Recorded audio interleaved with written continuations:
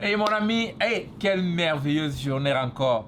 Quelle merveilleuse journée. Aujourd'hui, nous allons parler d'un besoin humain capital. Si tu peux maîtriser ce besoin humain, si tu peux résoudre et répondre à ce besoin humain, tu auras presque tout le monde entier comme client parce que tout le monde crève de ce besoin humain. Tout le monde veut, chaque jour, la plupart de ce que nous faisons, c'est pour remplir ce besoin humain.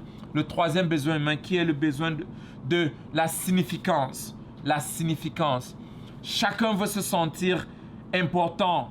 Chacun veut se sentir unique. Chacun veut se sentir spécial. Chacun veut se sentir aimé. Est-ce que tu t'es déjà demandé,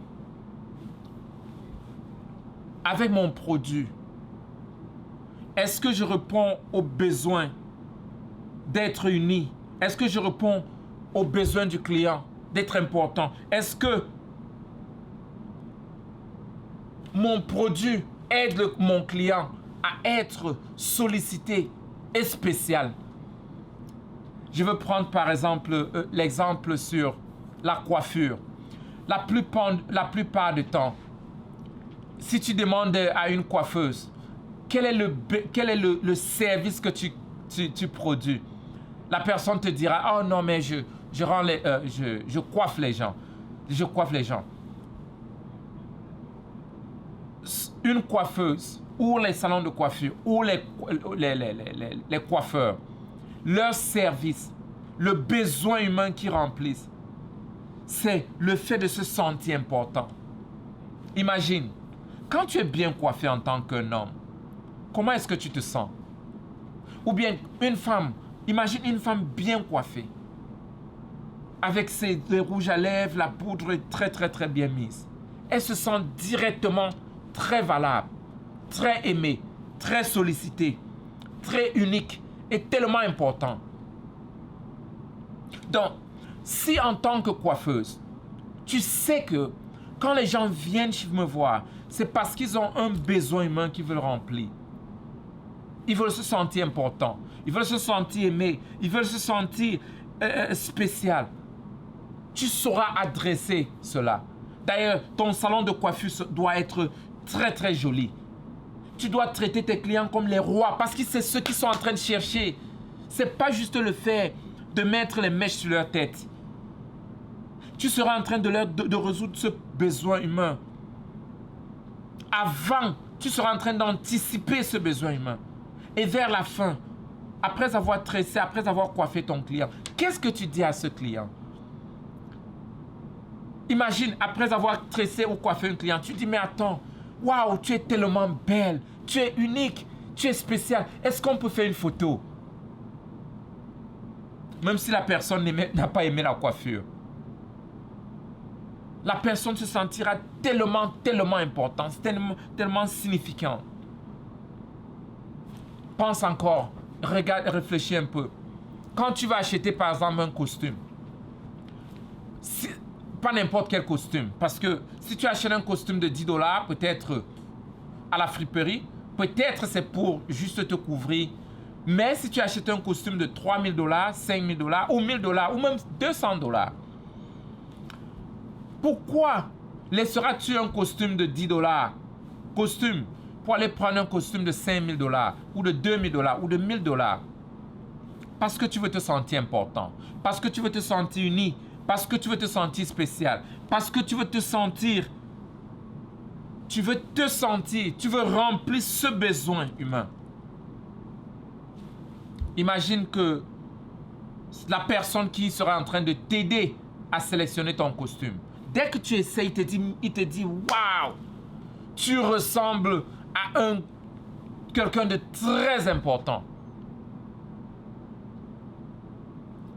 Même si tu n'aimes pas la couleur, même si tu n'aimes pas le genre de costume, tu achèteras ce costume. Pourquoi? Parce que cette parole, c'est ce que tu cherchais. C'est l'affirmation que tu veux de ce costume. Tu veux être important. C'est pourquoi tu payes 3 000 $, 1 000 $, 500 $ ou 50 000 pour une paire de chaussures. Tu veux être différent. Chaque fois quand tu achètes une paire de chaussures de 50 $ par exemple, Les gens reconnaissent ton parfum, que tu as payé peut-être 100 $ pour cela, 50 000. Mais les gens te disent, mais attends, j'aime ce parfum. N'est-ce pas c'est ce que tu cherchais? Tu voulais être important, tu voulais avoir un très bon parfum. C'est comme ça, c'est de cette façon que tu dois regarder ton produit. Quand les gens viennent manger dans ton restaurant, est-ce que le seul fait de venir manger dans ton restaurant, ça les rend importants? Peut-être c'est un restaurant de classe. Pourquoi nous payons, par exemple, dans un restaurant, 10 $ pour un coca, alors que juste dehors, nous avons dépassé une station d'essence qui vend le même coca à 1 $? Nous voulons être importants, nous voulons être significants, nous voulons être spéciaux. Et ce restaurant nous donne cette ambiance. Ce restaurant crée l'ambiance, nous donne cette ambiance et a créé cette ambiance, à être spécial, important. Maintenant, dis-moi, pourquoi tu préfères acheter peut-être la Mercedes que la Renault 4? C'est la voiture. Tu peux partir du point A à point B. Tous vont à 70 à l'heure. Mais pourquoi tu payes 10 fois plus, alors que tu pouvais payer, peut-être tu payes 200 ou bien 100 000 $, alors que tu pouvais payer juste 10 000, 12 000 $ pour une voiture neuve? Oui, c'est la voiture, mais ça résout un problème de significance. Ça nous rend important. On est spécial. Et puis, on est unis. Et ça remplit un besoin. Chaque être humain veut être spécial. Chaque être humain veut être uni. Chaque être humain veut être important. Mais je vais te demander, comment est-ce que tu remplis ton besoin humain? Comment est-ce que ton produit peut remplir ce besoin humain? Est-ce que tu sais comment ton produit remplit ce besoin de significance? Est-ce que tu sais comment ce service que tu produis, que tu donnes aux gens, produit ce niveau de significance? Les gens ne payent pas le service. Les gens payent ce qu'ils ressentent. Les gens ne payent pas le service. Parce que si les gens payaient le service, une Renault 4 peut te prendre du point A et point B rapidement. Le train peut te prendre du point A et du point B.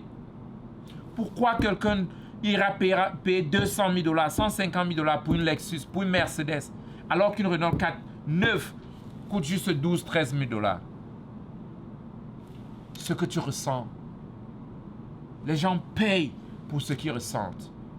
Pourquoi quelqu'un ira s'asseoir dans un café et payer 10 $ pour un coca, alors qu'il pouvait acheter une caisse de coca et mettre dans sa malle arrière et boire même avant d'entrer dans le café? On paye pour ce qu'on ressent.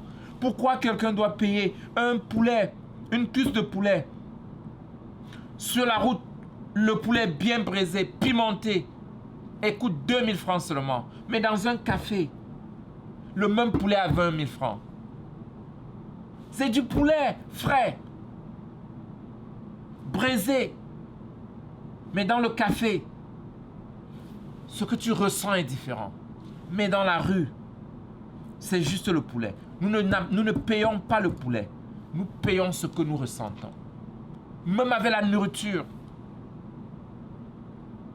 Donc, j'aimerais que tu essayes de réfléchir. Tu te demandes, ok, comment est-ce que je remplis ce besoin humain en tant qu'entrepreneur?